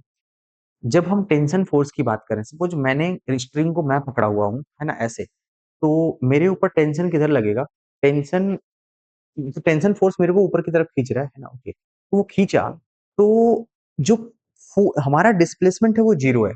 कुछ लोग कैसी बात करो, मैं तो ऊपर जा रहा हूँ ना ऐसे। हाँ, मैं ऊपर जा रहा हूँ, बट जो पॉइंट ऑफ कांटेक्ट है, जिसकी वजह से जो मेरा हाथ है, जो मेरा हाथ उसको पकड़ा हुआ है स्ट्रिंग को, उसका डिस्प्लेसमेंट जीरो है। मैं जा रहा हूँ तो मैं अपने मसल्स के फोर्स की वजह से ऊपर जा रहा हूँ, ना कि टेंशन की वजह से। टेंशन हमें स्टेबल कर रहा है, नो डाउट, बट टेंशन जहां पे लग रहा है मेरे हाथ पर, टेंशन जो लग रहा है उसका डिस्प्लेसमेंट नहीं है, जीरो है। तो वर्क डन की जो डेफिनेशन है, फोर्स इंटू डिस्प्लेसमेंट नहीं होती, ये होती है force multiplied by displacement of point of application of force. मतलब जहां पर फोर्स लगेगा उसी का डिस्प्लेसमेंट होना चाहिए। समझे आप? ओके, और ये उस पॉइंट का कोई भी डिस्प्लेसमेंट नहीं है, इसलिए उस पॉइंट का वर्क डन क्या होगा? जीरो होगा, है ना? ओके, कोई और मसल्स के फोर्स, बाकी चीजें हैं जो वर्क कर रहे हैं, टेंशन फोर्स का वर्क डन माइनस या प्लस mgh ना होके क्या होगा? जीरो होगा। तो अब इसके अकॉर्डिंग आप चेक कर लीजिए कि कौन सा सही है, कौन सा गलत है। चलो आगे, 35। स्मॉल बॉल दे रखा है मास m का, and it is attached to one end of light rigid rod. देखो, रॉड है यहाँ पर, है ना, लेंथ एल दिया हुआ है, whose other end is hinged so that it can rotate in a vertical plane, minimum horizontal velocity that can be imported above for completing the vertical path। सुनो, कुछ खास नहीं करना है। एक बात बताओ, ये रस्सी होती तो आप कितना स्पीड देते लेंथ का? √5 gl क्रिटिकल वेलोसिटी है ना, ओके, पूरा कंप्लीट सर्कल करने के लिए कितनी स्पीड होती है लोएस्ट पॉइंट पे? √5 gl। लेकिन अगर ये स्ट्रिंग ना होकर के एक रॉड है ना, ओके, तो इसके लिए रिजल्ट आपको याद है कि इसकी क्रिटिकल वेलोसिटी 1 gl कम होती है। √5 gl ना होकर क्या होगा? √4 gl, और ये ऐसे वर्टिकल सर्कल क्या होगा? कंप्लीट हो जाएगा। तो स्टैंडर्ड फॉर्मूला है, मैंने पढ़ा है, यहाँ पे √4 gl लगाएंगे, 5 gl नहीं लगाएंगे। 5 gl तब लगाते जब यहाँ पे क्या होता? स्ट्रिंग होता, है ना, ओके, स्ट्रिंग होता तो √5 gl, और अगर रॉड है तो उस केस में आपका, रॉड के केस में √4 gl होगा, ठीक है ना। और ये लोएस्ट पॉइंट का है, अलग अलग पॉइंट का अलग अलग होता है। जैसे यहाँ पे सबसे टॉप मोस्ट पॉइंट का √gl होता है, यहाँ के पॉइंट का क्या होता है? √3 gl, है ना, ओके, और यहाँ के पॉइंट का क्या होता है? ऊपर अगर जाएगा तो √3 gl, ओके। लेकिन इस केस में अलग है, यहाँ पे ऐसे हो जाएगा, हॉरिजेंटल पॉइंट पे √2 gl, और टॉप मोस्ट पॉइंट पे स्पीड क्या हो जाएगी? जीरो हो जाएगी। फिर यहाँ पे क्या हो जाएगा? √2 gl, यानी यहाँ पे 1 gl कम होता है रॉड।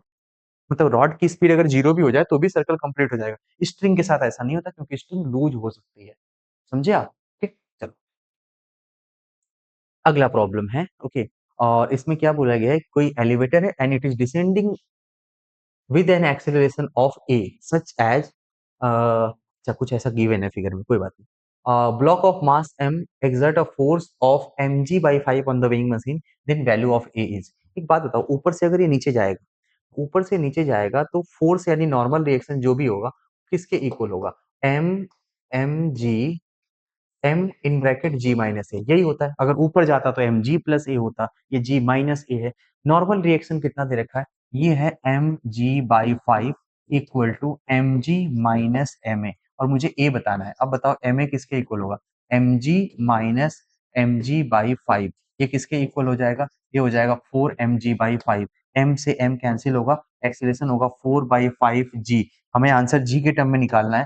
4.5 को 0.8 बोल सकते हैं, ठीक है, ओके। 0.8g आपका ऑप्शन नंबर क्या है? 3 है। समझे? ओके, चलो आगे की ओर बढ़ते हैं। नेक्स्ट प्रॉब्लम है 37। इसमें क्या दिया हुआ है, ध्यान से पढ़िए। एक स्प्रिंग ब्लॉक सिस्टम गिवन है ना, okay. A block of mass m is suspended through a vertical spring of constant k। If block is pulled down by distance of mg/4k from equilibrium position and release, then initial acceleration of block will be। ध्यान से सुनना, equilibrium position पहले था तो वहां पर तो force zero है, वहां से आप जितना खींचोगे उतना ही नेट फोर्स आएगा। क्लियर है? हम नेट नहीं निकाल रहे हैं, मैं सॉल्व भी नहीं कर रहा हूं, मैं कह रहा हूं कि इक्विलिब्रियम था तो नेट फोर्स जीरो था। अब वहां से थोड़ा भी खींच रहे हो तो force F equal to kx होता है। kx ही नेट फोर्स है, kx क्या है? नेट फोर्स है। तो बताओ नेट फोर्स किसके इक्वल है? k into x. एक्स कितना है? mg/4k। क्या ये k से k कैंसिल हो जाएगा? mg/4 होगा, ओके, ये नेट फोर्स है। अब बताओ एक्सेलरेशन किसके इक्वल होगा? Force by mass m। Force by mass m कितना होगा? m G/4 × m। ओके, ये किसके इक्वल हो जाएगा? G/4 के इक्वल हो जाएगा, है ना? Okay, G/4। ओके, और किधर जाएगा? आपने उसको नीचे खींचा है, ऊपर जाएगा, क्योंकि नेट फोर्स किधर की तरफ बनेगा? ऊपर की तरफ बनेगा। ठीक है? तरीका ये भी है कि मैं अभी डिस्प्लेसमेंट इनिशियल कितना है, mg/k, फिर mg/5 के, फिर दोनों को ऐड करो, फिर उसके बाद एक mg का फोर्स लगाओ, नेट फोर्स लिखो, फिर मास से डिवाइड करो, उससे भी आ जाएगा, थोड़ा बड़ा जाएगा। मैंने क्या किया कि मीन पोजीशन तक तो फोर्स बराबर थे, उसके बाद स्प्रिंग को कितना खींचा गया वही नेट फोर्स है, और वो net force divide by mass equal to acceleration. ज्यादा कुछ नहीं करेंगे इसमें। ठीक है, चलिए अगला प्रॉब्लम जो है, just after cutting the string, है ना? ओके, स्ट्रिंग को कट करेंगे, है ना? तो इसका एक्सेलरेशन क्या होगा? एक बात सोचो, ये पहले ऐसा सोचो कि स्प्रिंग में कुछ टेंशन था, ये स्प्रिंग कुछ इलोंगेटेड रही होगी, इसके अंदर एक फोर्स रहा होगा। देखो स्प्रिंग की तरफ हमेशा एक फोर्स क्या लगेगा? kx। ओके, इसके दो कंपोनेंट हैं, एक इधर और एक ऊपर, है ना? ये 37 डिग्री है, के एक्स कॉस 37। कॉस 37 कितना होता है? 4/5।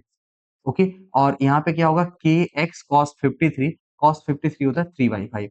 3 kx/5 ऊपर और 4 kx/5 आगे की ओर लग रहा है, और वही स्ट्रिंग का टेंशन है। समझ पाए? ओके, अब सुनो, और नीचे एक और फोर्स लगेगा, नीचे लगेगा mg। तुम एक बात बताओ, ये 3 kx/5 ये किसके इक्वल हो जाएगा? mg। तो यहाँ से kx की पहले तुम वैल्यू निकाल लो, kx इज इक्वल टू है 5 mg/3। इससे फायदा क्या क्या हुआ? देखो, ये तो mg के टर्म में kx आ गया। एक काम करो, जब तुम रस्सी को कट करोगे तो इसका जो टेंशन है ये तो खत्म हो गया, जीरो हो गया। तो ये टेंशन ही तो 4 kx/5 को बैलेंस कर रहा था। अब ये खत्म हो जाएगा तो इस ब्लॉक के ऊपर नेट फोर्स क्या लगेगा? नेट फोर्स इधर की ओर लगेगा, और वो कितना होगा? 4 kx/5, just after cutting the spring. Spring का फोर्स उतना ही रहेगा। तो बताओ एक्सेलरेशन किसके इक्वल है? एक्सेलरेशन ही पूछा है, तो फोर्स कितना है? 4 kx/5 डिवाइड बाई मास है। kx की वैल्यू कितनी है? 4/5m, and kx is equal to 5 mg/3। Okay, m से m कैंसिल हो जाएगा। ओके, और ये 5 कैंसिल हो जाएगा, 4g/3। ये हमारा क्या आ जाएगा? 4g/3, option number 2। Okay, 4g/3 इसका एक्सेलरेशन आ जाएगा। ठीक है, रस्सी को कट करना मतलब रस्सी का टेंशन क्या होना? जीरो होना। ओके, आइए, a body is traveling with 10 meter per second on a rough horizontal surface. Its velocity after 2 second is 4। पहले 10 था, और 2 सेकंड के बाद कितना हो गया? 4, और कोएफिशिएंट ऑफ फ्रिक्शन बताना है। बस ऐसा समझिए कि इसका एक्सेलरेशन बताओ कितना है। एक्सेलरेशन क्या होता है? v minus you by T. Basically ये रिटार्ड कर रहा है। Final velocity is 4 minus initial is 10/2। ये -6/2, क्या ये -3 मीटर पर सेकंड स्क्वायर होगा? है कि नहीं? ओके, और ये रिटार्डेशन है, तो रिटार्डेशन की वैल्यू किसके इक्वल होती है? म्यू जी, है ना? ओके, और ये 3 है, तो म्यू किसके इक्वल होगा? 3/g। 3/10, जी की वैल्यू 10 है, और इसकी वैल्यू कितनी होगी? 0.3। Coefficient of friction is 0.3। ठीक, समझे आप लोग? ओके, चलो अगला सवाल। फिर से फ्रिक्शन का ही प्रॉब्लम है। ओके, और एक क्यूबिकल ब्लॉक है, और जो कि प्लेन रेस्ट किसी प्लेन पे रेस्ट पे है। Determine the angle through which, हाँ ये प्लेन इंक्लाइंड है कि हॉरिजॉन्टल नहीं दिया था।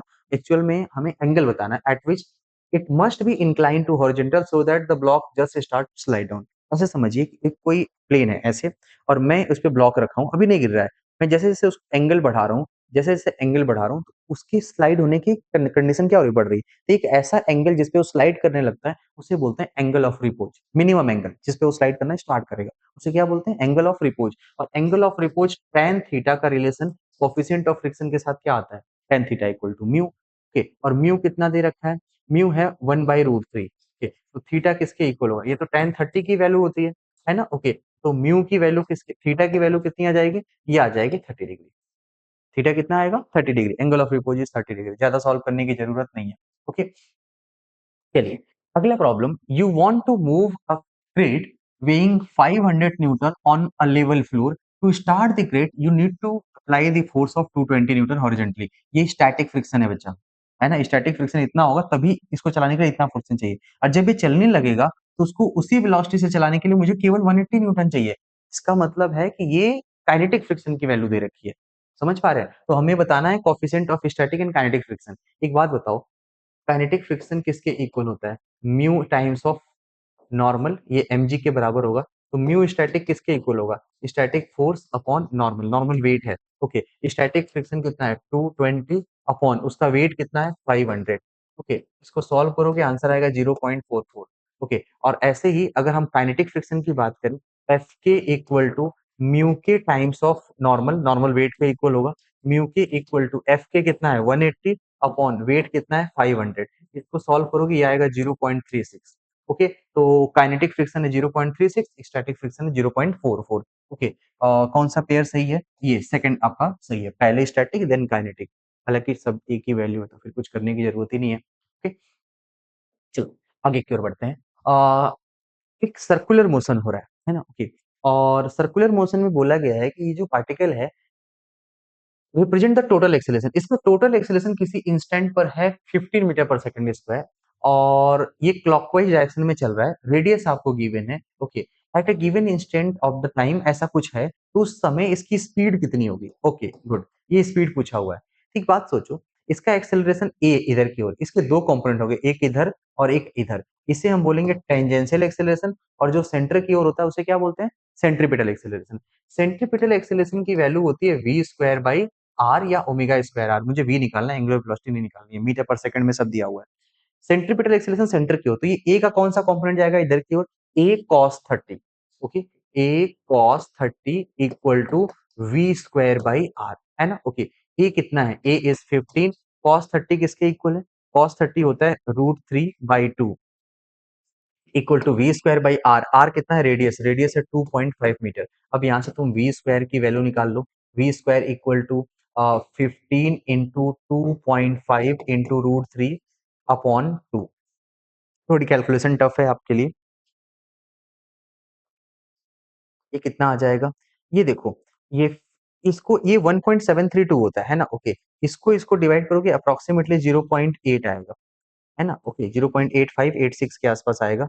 ये 2.5 है, तो इसको अगर तुम सॉल्व करो तो ये 15 इंटू 2.5 30 और 7.5 37.5 आ गया, है ना? ओके, 37.5 इंटू 0.85, है ना? ओके, ये अप्रोक्सीमेटली सॉल्व करेंगे तो 38, मान के चलो ये 40 होता, 30-31 के आसपास आएगा, 30 to 32 के आसपास कुछ आएगा ऐसा। और इसका मुझे रूट करना है, इसका रूट करना है, तो ये 25 तो नहीं आ रहा है, 5 नहीं आएगा, और 36 होता तो 6 आता, तो 6 के ऊपर भी नहीं जाएगा, यानी आंसर इन बिटवीन 5-7 होगा, कुछ 5.6 होगा, तो 5.7 हम लगा देते हैं, 4 तो पॉसिबल ही नहीं है। समझ पाए? एग्जैक्ट मैं सॉल्व नहीं किया हूँ, ऐसे आप प्रेडिक्ट कर लीजिए, है ना? आपके पास टाइम होगा, आप एग्जैक्ट सॉल्व कर लीजिएगा। ठीक है, चलो आगे बढ़ते हैं। और बोला है एक कार है which is moving with velocity v at the top of semi circular hill of radius 40 centimetre. Normal force is zero, मतलब क्रिटिकल कंडीशन की बात हो रही है। यहाँ से कार ऐसा चल रहा है, ये तभी होगा जब इसकी स्पीड अंडर रूट क्या होती है? G r. अभी बताया, टॉप मोस्ट पॉइंट का क्रिटिकल स्पीड कितनी है? Under root g r, r उसका रेडियस है। अब बताओ ये स्पीड कितनी होगी? जी कितना है? जी 10 एंड आर 40, 10 into 40, ये 400 आएगा। क्या इसकी स्पीड 20 मीटर पर सेकंड होगी? है ना? ओके, इसकी स्पीड कितनी आएगी? 20 मीटर पर सेकेंड। ठीक है, ओके, चलो आगे की ओर बढ़ते हैं। नेक्स्ट है graph between potential energy versus deformation of spring. देखो भाई, कुछ खास नहीं है, पोटेंशियल एनर्जी और डिफॉर्मेशन का रिलेशन क्या होता है? हाफ के एक्स स्क्वायर। ग्राफ आपको भी पता है ये कैसा होता है? पैराबोला, स्ट्रेट लाइन तो है नहीं, ये क्या बनेगा? पैराबोला बनेगा। ठीक, चलिए आगे की ओर बढ़ते हैं। देखो, कुछ कंडीशन दिया है, टोटल एनर्जी ई है, काइनेटिक एनर्जी के है, पोटेंशियल एनर्जी यू है, और हमें बहुत सारे कंडीशन, ऐसा एक बार नीट में आ चुका है ऑलरेडी, है ना? ओके, देखते हैं क्या होगा। एक कोई कौन सा case, which of the following case is not possible, है ना? ये बताना है मुझे। देखो, सिंपल सी कहानी है। पोटेंशियल टोटल एनर्जी जो होती है सम ऑफ काइनेटिक प्लस पोटेंशियल होता है। ठीक है, ओके, उसके बाद टोटल एनर्जी कुछ भी हो सकता है। Kinetic energy is always positive, हमेशा याद रखना। काइनेटिक एनर्जी क्या होगी? Always positive. Okay, potential energy it may be positive, negative, zero, कुछ भी हो सकता है। और टोटल एनर्जी भी पॉजिटिव, नेगेटिव और जीरो कुछ भी हो सकता है। ये कहानी है। Total energy of particle of और a system can be positive, it may be positive, negative, zero. Similarly potential energy may be positive, it can be positive, negative और जीरो, कुछ भी हो सकता है ना? ओके, बट काइनेटिक एनर्जी जो half M B square है, हमेशा क्या होगा? हमेशा पॉजिटिव होगा। अब देखो, एक एक कंडीशन को समझो। टोटल एनर्जी कुछ है, मान लो कुछ है ना, और पोटेंशियल एनर्जी उससे कम है, तो जितना कम है वो काइनेटिक एनर्जी हो जाएगा, कोई समस्या हमको नहीं है, ये हो सकता है ना। कोई एक सिस्टम मानो, जैसे मान लिया कि एक सिस्टम है जिसमें टोटल एनर्जी 10 जूल, ओके, और पोटेंशियल एनर्जी 6 जूल है, तो बची 4 जूल क्या है, काइनेटिक एनर्जी है, काइनेटिक प्लस पोटेंशियल टोटल हो गया, ओके। बस सिर्फ इसके बारे में बात करो, potential energy is greater than total energy. एक बात बताओ, total energy equal to sum of kinetic plus potential, है ना। काइनेटिक एनर्जी किसके इक्वल होगी, potential energy, sorry, total energy minus potential energy, और यहाँ बोला है पोटेंशियल ज्यादा है, तो अगर पोटेंशियल ज्यादा है, if potential energy is greater than total energy, in that case this particular quantity kinetic energy equal to, ये नेगेटिव हो जाएगा, और ये नेगेटिव हो जाएगा तो ये पॉसिबल है कि नहीं है भाई, ये तो नहीं पॉसिबल है ना। Kinetic energy can not be negative, तो ये नेगेटिव नहीं है, काइनेटिक एनर्जी पोटेंशियल से ज्यादा हो सकती है, हाँ ये सही है, ये भी सही हो सकता है, हाँ ये सही हो सकता है। ठीक है। केवल नॉट पॉसिबल का केस कौन सा है? दूसरा है, ठीक है। लॉजिक बस इतना था, काइनेटिक एनर्जी हमेशा पॉजिटिव होती है और कुछ नहीं होता। ठीक है, चलिए आगे की ओर बढ़ते हैं। देखो, हमसे क्या बोला गया है कि एक कोई पेंडुलम है और इसकी लेंथ है 4 मीटर, और उसको ऊपर से छोड़ा गया, नीचे आएगा तो इसकी स्पीड हो जाएगी अंडर रूट 2 GH। समझ पाए कितना होता है, अंडर रूट 2 GH। प्रॉब्लम क्या है, हमें बताना क्या है, स्पीड बतानी है, what is the speed of Bob जब ये लोअर मोस्ट पॉइंट पे पहुंचेगा, और ये भी गिवन है कि 95% of initial energy dissipated against air resistance. Okay, 95% energy क्या हो चुकी है, आपकी लॉस हो चुकी है, तो बची कितनी है भाई, 5%, है ना। ओके, तो देखो एनर्जी जो है हाइट के प्रोपोर्शनल है, पोटेंशियल एनर्जी है तो mgh ही होगा, हाइट के प्रोपोर्शनल है, तो मैं बोलूं कि मेरे पास जो भी एनर्जी है उसका 95% लॉस हो गया, 5% बचा है, तो जो हाइट है उसको हम ऐसे लिख सकते हैं क्या, 5% ऑफ जो एक्चुअल इफेक्टिव हाइट है कि कितनी होनी चाहिए थी, 5% of total height, total height कितनी है 4 मीटर, है ना। ओके, यानी कि 5/100 इंटू 4, ये कितना आएगा, ये आएगा 20/100, क्या ये 0.2 मीटर आएगा। मैंने मान लिया कि इफेक्टिव इसकी एक्चुअल हाइट इतनी ही है, 4 मीटर नहीं थी, केवल उसकी 5% ही थी, यानी 0.2 मीटर ही था, है ना। ओके, अब वहां से गिरता तो स्पीड कितनी होती, कोई चीज h हाइट से गिरता है तो कितना होता है, √2 GH, √2 G10 है, और h भी क्या है 0.2 है, 0.2 इंटू 10 2 इंटू 2 4, 4 का रूट स्क्वायर रूट कितना आएगा 2 मीटर पर सेकेंड। समझ गए, ओके, ऑप्शन क्या है, सेकंड।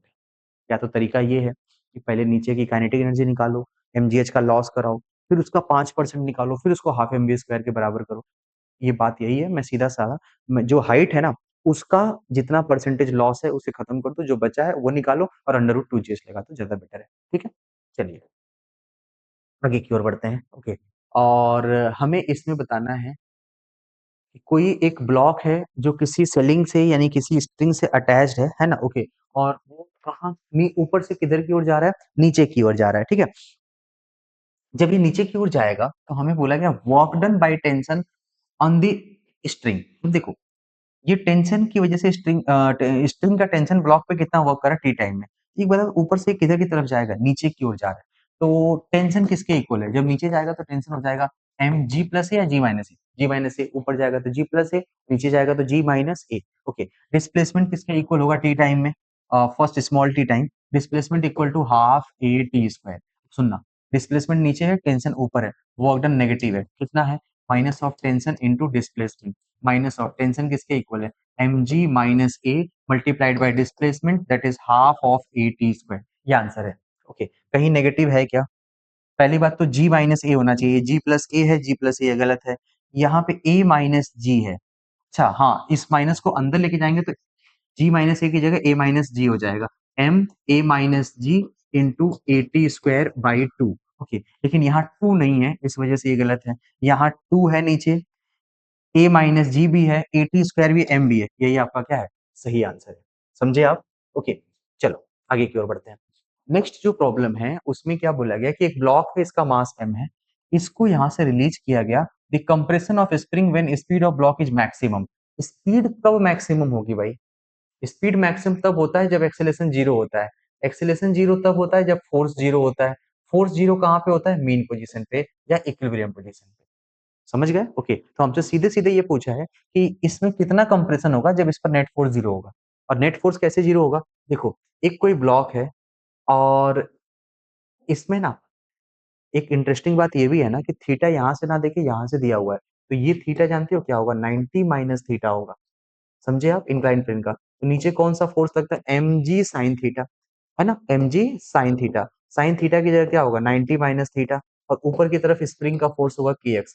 ओके, तो ये बताओ kx किसके इक्वल हो जाएगा? mg साइन थीटा की जगह क्या होगा? 90 minus theta. Sine 90 minus theta होता है कॉस थीटा। ये किसके इक्वल होगा? mg cos theta. ओके, तो अब बताओ x की वैल्यू किसके इक्वल हो जाएगी? mg cos theta divide by k। ये है कंप्रेशन, ठीक है ना? ओके, ये मैक्सिमम कंप्रेशन नहीं है।